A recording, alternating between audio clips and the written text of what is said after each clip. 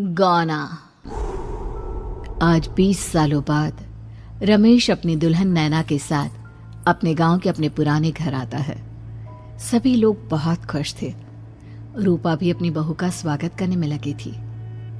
पर ये क्या, रूपा जैसे ही अपनी बहू की आरती उतारने जाती है, अचानक से तेज हवाएं चलने लगती है।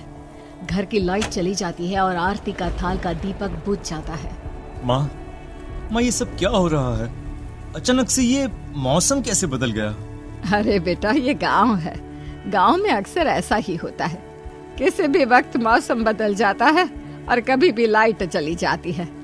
दीपाली बेटा, किचन से मोमबत्तियां तो ले आ।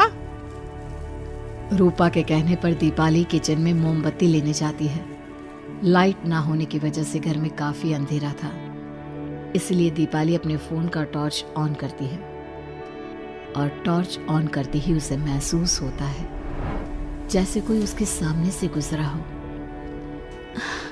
मुझे ऐसा क्यों महसूस हुआ कि मैंने अभी यहाँ किसी को देखा? क्या सच में यहाँ कोई था या ये सिर्फ मेरा वहम था?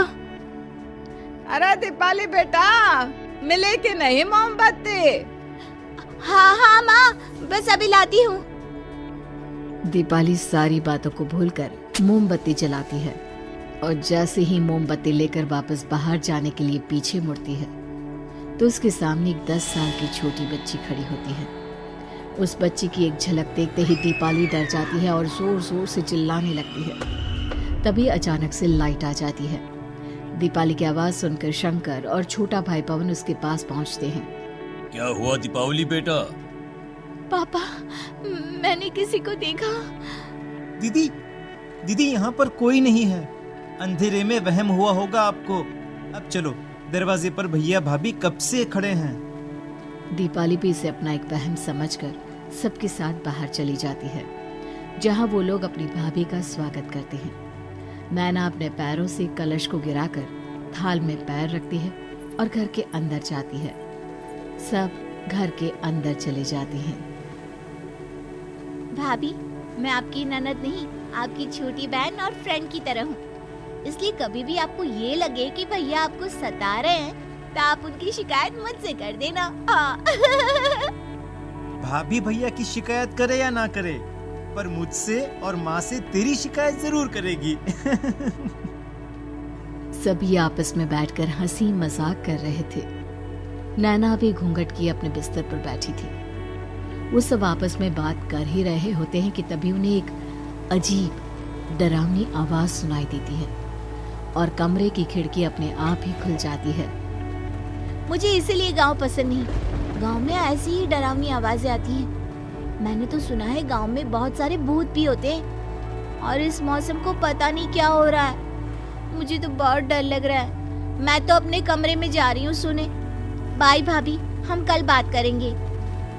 अब सब अपने कमरे में सोने चले जाते हैं। नैना अपने कमरे में बिल्कुल अकेली थी। कुछ देर बाद रमेश अपने कमरे में आता है और देखता है कि नैना खिड़की के पास खड़ी होकर बाहर की ओर एक टक नजरें लगाकर देख रही थी। क्या हुआ नैना? बाहर क्या देख रही हो? मैं बाहर का मौसम देख रही हूँ रमेश जी। इस मौसम को देखकर ऐसा लग रहा है जैसे आज कोई अपना बदला लेने के लिए आया है। तुम क्या बोल रही हो? मेरी कुछ समझ में नहीं आ रहा। और वैसे भी रात काफी हो चुकी है, अब हमें भी सो जाना चाहिए। चलो। इतना बोलकर रमेश सोने के लिए बिस्तर पर लेट जाता है, पर नैना अब भी खिड़की के पास ही खड़ी होती है। रमेश के सो जाने के बाद नैना अपनी सास के कमरे में जाती है और अपनी सास के पास बैठकर रोने लगती है, जिसे सुन सास की नींद खुल जाती है। बहू, अरे क्या हुआ बहू? तू इतनी रात को यहाँ मेरे कमरे में बैठकर रो क्यों रही है? मम्मी जी, आपने मुझे क्यों नहीं अपनाया? आपको पता है, आपकी वजह से मुझे और मेरे परिवार वालों को गांव वालों के कितने ताने सुनने पड़े। तू मेरी बहू नहीं है? कौन है तू? मम्मी जी, मैं आप ही की बहू हूँ। आपने मुझे अब भी नहीं पहचाना? इतना बोलते ही नैना की आंखें लाल हो जाती हैं। वो जोर जोर से हंसने लगती है। मौसम का रुख बदल जाता है। कमरे की खिड़कियां और दरवाजे अपने आप ही खुलने और बंद होने लगते हैं। देखते ही देखते नैना हवा में उड़ने लगती है और वो अपनी आंखों के इशारे से अपनी सांस को भी हवा में लटका देती है। तेरी वजह से मुझे और मेरे घर वालों को ताने सुनने पड़े। तूने जो पाप किया है, तुझे उस पाप की सजा मिलेगी और अब तेरी इस गलती की सजा तेरा पूरा परिवार भुगतेगा। इस तरह से नैना बड़ी ही बेरहमी से अपनी सास को मार डालती है और आराम से अपने कमरे में जाकर सो जाती है।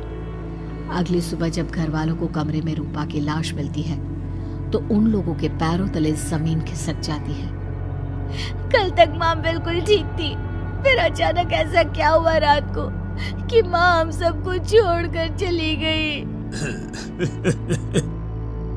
सारी गलती मेरी है।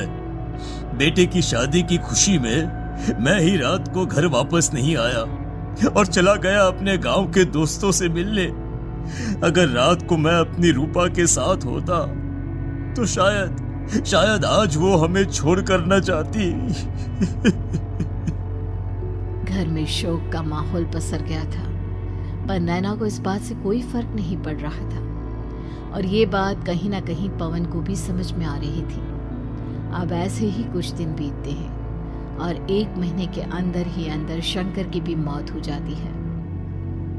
पहले माँ छोड़कर चली गई और अब पिताजी। क्या हो गया है हमारे घर को? पता नहीं किसकी नजर लग गई है। भैया ये घर सही नहीं है। हम जब से इस घर में आए हैं कुछ न कुछ बुरा ही हो रहा है। हमें यहाँ से वापस शहर चले जाना चाहिए।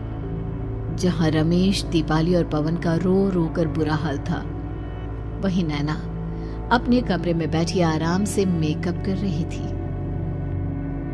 दीदी मुझे तुमसे कुछ बात करनी है। मुझे लगता है कि इन सब के पीछे भाभी का हाथ है। पवन तू ये सब क्या कह रहा है? तू होश में तो है ना? अगर भैया भाभी ने तेरी ये बकवास बात सुन ली तो उनके दिल पर क्या गुजरेगी? तू भाभी पर इतना बड़ा इल्जाम कैसे लगा सकता है? दीदी आप खुद ही देख लो ना, हम जब से इस घर में आए हैं सब कुछ बदल गया है। शादी से पहले नैना भाभी ऐसी बिल्कुल नहीं थी, पर अब वो किसी से बात नहीं करती, ज्यादातर अकेले अपने कमरे में ही रहती है और कभी उनसे बात करो भी तो न जाने कैसी अजीबोगरीब तरह की बातें करने लगती हैं। तू पागल हो गया है? आप समझती क्यों नहीं है दीदी? देखो ना, हमारे घर में मौत का सिलसिला शुरू हो गया है, पर भाभी को कोई फर्क नहीं पड़ रहा। वो अभी भी मेकअप कर रही हैं, आराम से खाना खा रही हैं। और दीदी आपको पता है, जिस रात माँ की मौत हुई थी ना, उस रात मैंने भाभी को माँ के कमरे में जाते हुए देखा था। पवन की बातें सुन अब दीपाली के मन में भी शक पैदा होने लगता है और वो इस बारे में रमेश से बात करती है। रात को सब साथ में बैठकर खाना खा रहे थे, तभी कौन हो तुम और तुम ये सब क्यों कर रही हो? क्यों सबकी जान ले रही हो? रमेश जी, ये आप क्या कह रहे हैं? मैं भला मम्मी जी पापा जी की जान क्यों लूंगी? मैंने कब कहा कि तुमने माँ पापा की जान ली? नैना, तुम तो मेरी पत्नी हो, तुम थोड़ी किसी को मारोगी। नैना, तुम नैना ही हो ना? रमेश की ये बात सुनते ही नैना खाना छोड़कर गुस्से में सबको देखने लगती है।